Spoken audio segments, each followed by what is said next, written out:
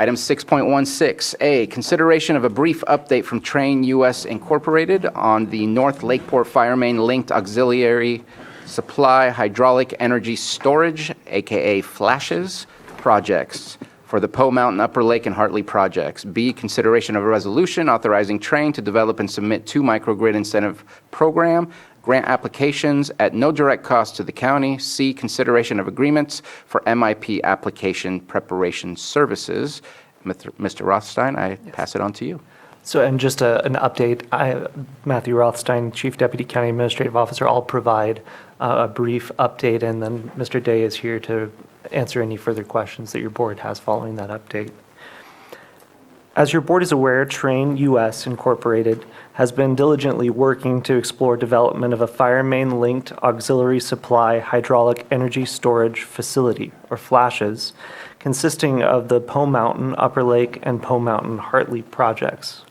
Your board has previously expressed strong interest in entering into a lease agreement for these projects to be sited on county property located in North Lakeport, assuming certain conditions can be met and community benefits conveyed.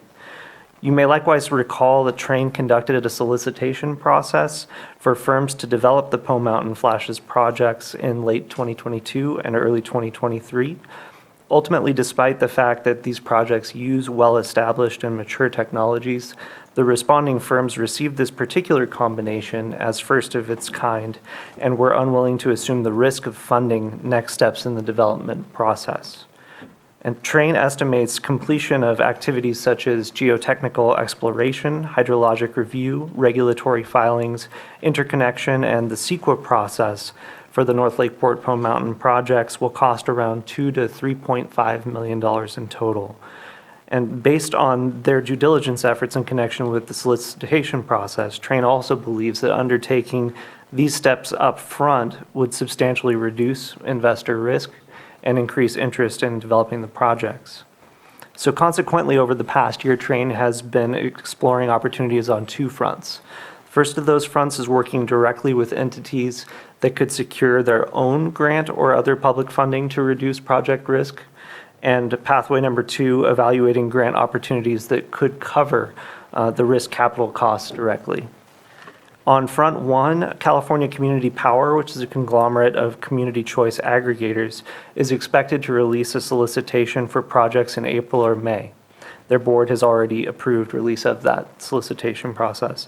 And Trane believes that the Poe Mountain projects will be a strong fit, in part because of their use of domestic materials appears to map well to opportunities facilitated by the Inflation Reduction Act. On front 2, PG&E's Microgrid incentive program appears to be a strong fitting grant opportunity. And Trane indicates the program could potentially ultimately cover up to $3 million in risk capital expenses. The specific item before your board today seeks authorization for Trane to apply for 2 $25,000 development grants. And if these grants are awarded, they would partially cover Trane's own costs associated with full Microgrid incentive program grant application development. The county will have no obligation, as was previously stated, to cover expenses Trane incurs should the grants ultimately not be awarded. For your board's awareness, PG&E has also signaled that they expect to require Microgrid incentive program applicants to sign a non-disclosure agreement. That document is not finalized at this time on PG&E's end, and that's why it's not included in your board packet as of right now. So Michael Day of Trane, as you see, is here to answer any further questions that you may have. And staff recommends that your board, A, provide direction to staff as needed, B, adopt the resolution, and C, approve the 2 associated grant development agreements. Thank you for your time. Thank you very much. Mr. Day, would you like to add anything or wait for questions? I would like to say we're still really interested in this project, as evidenced by the fact that I'm here and the fact that we're continuing to work on them. Not all projects are like that. Some people may have heard that we were looking at a project for County of Humboldt. It didn't pass our screen and we turned it down. We were working with North Shore Fire Protection District for a while, and we came across some things that made us doubt the ability of that project in the current environment to move forward. And so we said thank you to them and walked away. Same with the County of Tuolumne. the Po Mountain projects and incidentally Hidden Valley Lake, their projects still look really strong. We've had a very fruitful engagement with PG&E as they've been developing the rule set around the microgrid incentive program, and we think that this is an extremely good fit, and we're hopeful for it. The short version is that if we get the MIP grants, we have the funding to get through all the risk capital development elements that were holding us back from getting funding when we last saw you a year ago. All right. Thank you very much for that update. Any comments or questions from board members? So I do have a question. You mentioned the Hidden Valley one, and I was thinking about that.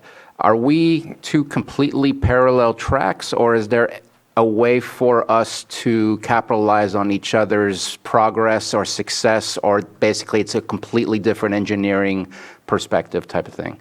Well, I'll answer this. First off, from an engineering standpoint, they're completely separate. From a bid the projects out standpoint, there probably could be some economies of scale. But for the purposes both of applying for these grants and for the purposes of finding investors, we'll put the investors to the side. For the purpose of applying for the grants, you want them to be separate. In fact, we were working with PG&E up until 10:30 this morning to ensure that PG&E continued to recognize the project that's serving Upper Lake and the project that's serving Hartley as being separate projects, which has been our program design going back to 2021. The reason is that there's a cap on the amount of benefits that any one project can have. So if you're covering the needs of of up to 50 medical baseline customers, you get the maximum number of points. So if you're asking for more dollars but your points are capped, your relative score goes down. And so up through literally 10:30 this morning, we were still nailing that down, and fortunately our viewpoint was shared by PG&E. So we're continuing to be separate projects. When you go to contract it out to a load-serving entity that will be the off-taker, there's probably more benefit in being separate than there is being together. And the benefit in being separate is that it's a smaller bite. It isn't as much for them to take on. It's 30 megawatts instead of 50 megawatts. There are more potential buyers for 30 than there are for 50. When you go out for finance, there may be some economies of scale between the two in terms of perceived diversification of risk. But if we're getting the MIP grant to cover CEQA and interconnection and geotechnical and hydrologic and all the other risk elements that we're talking about, the risk should be really baked out. As Mr. Rothstein was saying, we see two applications happening very soon. So there are going to be the microgrid incentive program applications for a grant, and there's going to be a proposal probably that you would be eligible to turn in to the California Community Power JPA. If you had to choose between the two, you'd take the grant, because part of the deal with CC Power is that they'd be taking on the risk of the last development parts. Do we think that there's a lot of risk there? No, but there's some risk. And so because of that, they're looking for a higher return, which in turn means that the amount that the county would be paid for the lease of its land goes down. If the MIP grants are given, and we can get this so that the risk is baked out, the county stands to make more money off of its lease than it would be if someone else was taking the risk.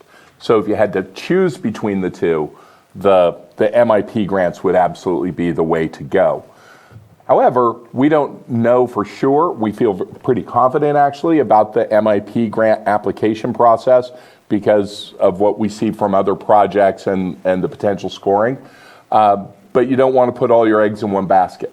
So we're probably going to be back to see you another time in the next few weeks once the CC Power solicitation comes out, and then there's another one coming behind that from the California Energy Commission for DEBA. But one of the good news about MIP is that they're looking to make a decision by the end of May.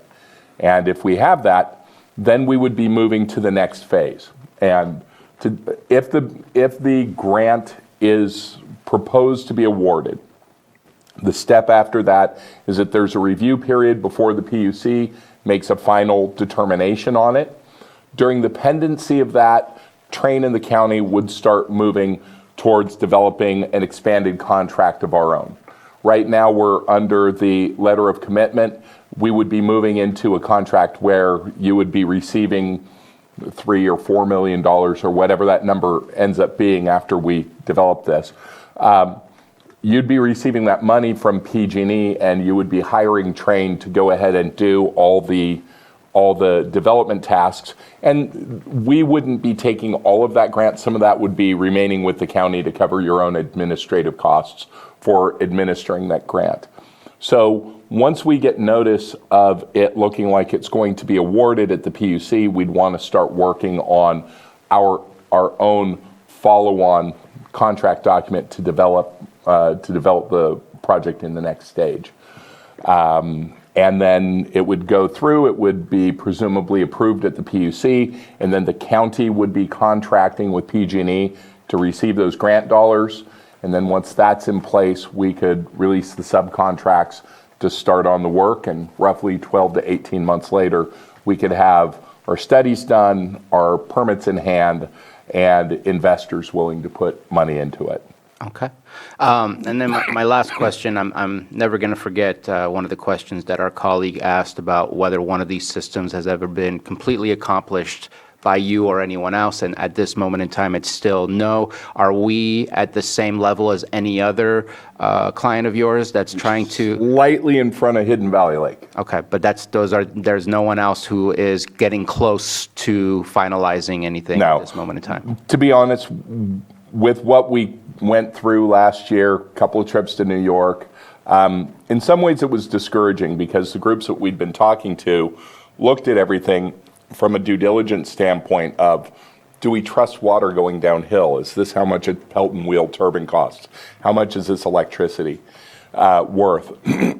We worked through that with the technical staffs of these organizations, one in particular. And there were no red flags because everybody understood this to be basically a water wheel, right? It's a hydro turbine. People understand it pretty well, as up there at the Lakeport Valley. What came back to sort of bite us in that process was that the people who were working on development were not the same people who had the final say on whether or not to pull the trigger on moving forward with a project. And they said, that just looks too different to us. And at that point, we had a choice to go back and start over with the number 2 or number 3 or number 4 ranked organization in that solicitation that we did at the end of 2022. And we went back to them and said, hey, are you really willing to go forward on this? And we asked a sharper question, and we couldn't get any commitments on that. And so what we've done as Trane is that we've suspended looking for new sites and investing in new sites until we can get Poe Mountain and Hidden Valley Lake through this next step, this risk capital step, just because it's going to be the same answer that we've received in other places. That doesn't mean that we don't think there are other places that could use it. There are other places that could use it in Lake County and where it probably makes economic sense. There are a lot of community choice aggregators that would love to see projects like this in their territory so that they can take the procurement dollars they have to spend on procuring energy storage and buying something that provides some really important local benefits. But until we can get over that hump of having one make it through CEQA, make it through interconnection, make it through geotechnical and all the rest of the studies, it just doesn't make a lot of sense to start additional projects when you know that they're going to run into the same roadblock eventually. I appreciate the response. I'm not an engineer, but I believe in the idea and will continue to support it. And I think that we're going to open it up. Supervisor Green. I'm going to mess this up. For today's item, Yep. Lake County is a purchaser, as stated on the contract. We're purchasing basically at no cost. If you get the MIP grants, the engineering services you need to do the next phase. Refresh my memory, if you would, very briefly. When this project is built and comes to full fruition, your revenue model involves selling the electricity on the open market, not directly to Lake County, right? The revenue model is for the investor to have a long-term offtake agreement with a load-serving entity, such as California Community Power, Sonoma Clean Power, Valley Clean Energy, potentially PG&E. But they would have a long-term contract in hand before they finalize their finance and started construction. And so they're selling the electricity and all the other benefits that come from that. And although the same electricity would be of value to, or at least of interest to a community choice aggregator, we're not in that scenario here in Lake. Correct. Okay. All right, thank you. Any other questions? Let's go ahead and open it up for the public. Anyone wish to speak on this item? Seeing none, we're going to come back for action. There's nothing further, Chair. I move to adopt the resolution. I'm sorry, I offer the resolution. Resolution has been offered. Supervisor Crandall? Yes. Supervisor Green? Aye. Supervisor Pyska? Yes. And Supervisor Sabatier? Aye. And then I will move to approve the agreements Second. for MIP application prep services. Second. We have a motion and a second. All in favor? Aye. Any opposed? Motion carries. All right. Thank you. Go out and conquer. Thank you.